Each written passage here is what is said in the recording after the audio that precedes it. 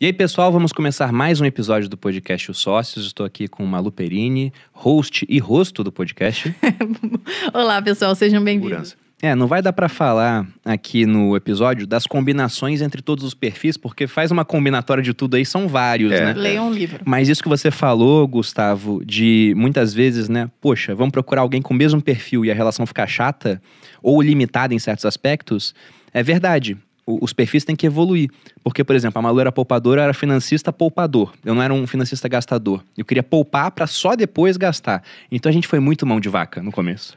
A gente olha para trás assim e pensa, caramba, não precisava. Que economia besta que a gente fez nesse ponto, né? A gente chegou a morar até em um prédio, pagando um aluguel super barato, e o prédio estava caindo. E a gente ficou lá ainda uns meses.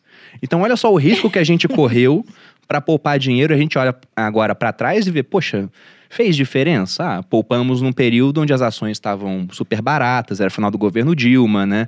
Bitcoin valia R$1.000. Então, fez certa diferença, mas poderia ter dado um resultado muito negativo também. A gente só poderia ter morrido, talvez, assim, né? Pois é. Quando fala que tava caindo, é real. Mas tipo, caiu? Não, até hoje tá lá, Tá pendurado até hoje. Mas o corredor do prédio tava assim, ó, já. É que ele começava a afundar depois do nosso apartamento.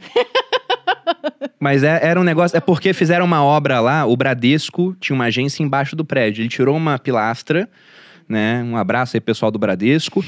E aí aquela parte começou a ceder quando um outro morador, ele pegou o apartamento que estava vazio, começou a andar lá. Então uma pessoa de 80 quilos andando começou a fazer o prédio afundar. Na sala, né? E aquilo poderia puxar tudo pra baixo. Então a gente lembra disso. Tinha 15 metros quadrados, não tinha espaço 23. Um piano. Tem um amigo meu que até hoje ele me zoou quando ele me encontra, né, da época do exército, porque eu não usava ar-condicionado no carro no Rio de Janeiro pra economizar. Que diferença isso fez na minha vida? Oi, Nenhuma diferença. A Adri pode contar umas 200 histórias dessas. Aí. Quantos quilômetros andou naquele Jeep sem ar-condicionado lá também? Que Nossa. Não, e quando batemos o carro, aí o carro tinha que voltar em cima de um caminhão, né? Mas eu vou deixar minhas coisas aqui? O cara some com o carro segura, paga minhas coisas. Então, assim, mas eram coisas que hoje você fala, né? Uma cadeira de praia. Nós voltamos com o caminhão para não correr o risco de roubar a cadeira de praia, o guarda-sol e um monte de pacote de miojo que tinha lá, que era a nossa comida porque não tinha dinheiro para almoço na viagem. E a gente podia ter voltado de avião, porque o seguro pagava já o avião. Uhum. Aí hoje você olha, você fala, gente, mas é história para contar, é legal. Quanta miséria.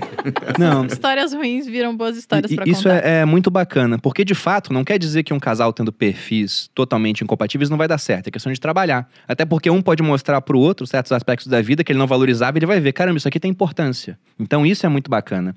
E agora entrando num tema que também perguntam muito pra gente, e foi até uma das causas pra escrever esse livro, pelo que eu vi até agora, que é a questão do casal poder compartilhar orçamento e sonhos. É lógico que não tem uma fórmula para que todo casal siga, porque cada casal é um casal, mas no caso de vocês, pelo que eu percebi até agora, sempre foi conjunto, a ponto de, por exemplo, uma hora você falar, você vai manter agora por enquanto, porque eu preciso fazer isso, não tô com a colocação. Vocês sempre colocaram tudo no mesmo balaio? Quando estávamos no 5º ano, mais ou menos, quando a gente decidiu casar, que a gente começou a juntar as contas, não foi? Antes, porque quando a gente viajava, quando nós fomos estudar, em 1990, tinha 3 anos verdade, de namoro. 3 anos de namoro. Eu fui estudar no Canadá, fui fazer um intercâmbio de inglês e, pô, vamos junto, vai ser legal. Ela, não tem condições. Pô, peraí, não tem condições, vamos trabalhar junto, vamos juntar o dinheiro. E eu não lembro com quanto que eu participei, não, mas... nós só juntamos as contas, que pra até poder então... dar. Não, assim, nós tínhamos cada um a sua conta. Uhum. Aí nós fizemos uma conjunta quando nós decidimos casar. Então, com 5 anos, acho que a gente juntou realmente a conta. Mas, mas antes disso, mas já antes a gente já dividia tudo, já sabia.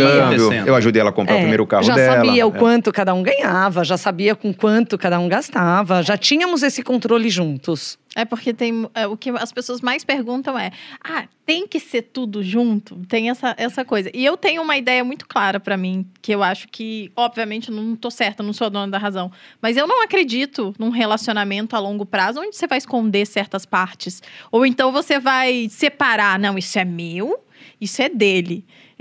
Pra mim não é muito compatível. Se você quer juntar a sua vida e ter sonhos em conjunto, fazer isso pro resto da vida, por que você vai separar? Pra mim, na minha cabeça... Malu, nos meus tempos de consultoria... Mas você certamente tem outra. Eu lidei com muitas consultorias de famílias que estavam passando ou por separação ou por morte de alguém. talvez quase 100% dos casos em que havia pouca transparência nas finanças, havia uma revolta incrível ao descobrir que, puxa, mas nós tínhamos esse patrimônio, nossa, mas eu não sabia que tinha essa dívida, eu podia ajudar.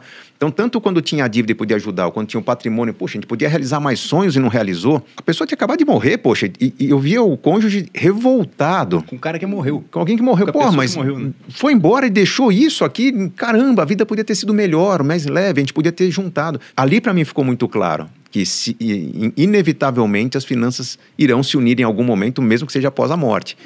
Após a morte é a forma menos eficiente que existe. Vamos fazer antes. Mais triste, né? Mais triste e que pior, uma história bonita às vezes acabava com um sentimento negativo, ruim.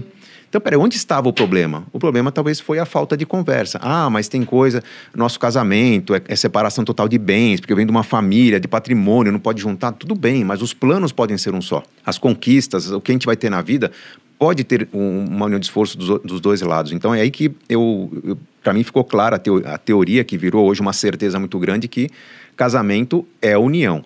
Enquanto não houver essa união, é um protótipo que está amadurecendo. Vai virar casamento em algum momento. Mas já casamos no civil, no religioso, mas ainda é um namoro. Ainda é uma transição entre namoro para sociedade, sociedade para casamento. Vai ser casamento quando as decisões forem tomadas conjuntamente. Não precisa ter acordo em tudo. Mas vai haver discussão para escolher o caminho melhor, que cada um faz concessão de um lado, mas vai por um caminho que seja um caminho dos dois e não um caminho de um disputando contra o outro. Mas eu vou até fazer o advogado do diabo aqui, aproveitando para o pessoal não se revoltar, porque geralmente quem se revolta é quem não tem a transparência, né? É quem fala, não funciona junto, porque a pessoa não tem esse relacionamento junto. E eu acho que você tocou num ponto muito legal, que é a transparência, justamente isso. Talvez não seja legal juntar, vocês não vão conseguir juntar, um ganha muito mais, o outro vocês não se sente confortável, mas eu acho que a transparência é essencial. Então, a outra pessoa saber do que existe, você falou, nossa, ele tinha um patrimônio muito maior e eu nem sabia, ou tinha um monte de dívida e eu nem sabia. Então, acho que a transparência talvez seja o primeiro passo, né, pra gente não brigar demais. E o segundo é a união de esforços, unir esforços para maximizar. Eu acho que a nossa vida a gente tem que maximizar a nossa experiência na Terra, que seja maximizando em conforto, em ajuda ao próximo, em experiências que eu vou ter. Duas cabeças pensam melhor que uma, duas cabeças planejam soluções melhor que uma só. E planos vão mudar ao longo do tempo. Mesmo por melhor que a gente planeja, a nossa última viagem, que o pessoal elogiou muito no meu Instagram, ela começou totalmente errada. A gente chegou no aeroporto e a viagem foi cancelada. Para onde vocês foram? Nós fomos para a Tanzânia, era uma viagem via Dubai. E ao chegar ao aeroporto disseram que Dubai fechou a fronteira com a Tanzânia. Não dá para fazer os dois países. Tá tudo reservado, tudo pago. Nós tivemos 2 horas para decidir a mudança de companhia aérea de destino. Então nós fomos para a Tanzânia via Catar. E foi uma experiência fabulosa. Então, agora estamos acertando toda a parte de reembolso, de reorganização dos planos. Dizem que a Catar é uma das melhores experiências de voo que a gente andou uma vez só, ou não? Na executiva a gente só foi na TAP. Foi horrível, por sinal. Não. Abraço pro pessoal da TAP, que patrocina os sócios, inclusive. Mentira. Tô brincando. Foi legal. Não, mas... A gente nunca tinha andado de executivo, então eu gostei, né? Mas aí o pessoal fala, mas a executiva mesmo é da Qatar, é da Emirates. Não, foi horrível sim, amor. Não foi horrível, foi ótimo, mas pro que a minha poltrona tava quebrada, eu não consegui escolher a minha refeição. Tipo, as coisas que tem de bom na executiva eu não fiz. Não aproveitou. Entendeu? Mas você falou, você concorda.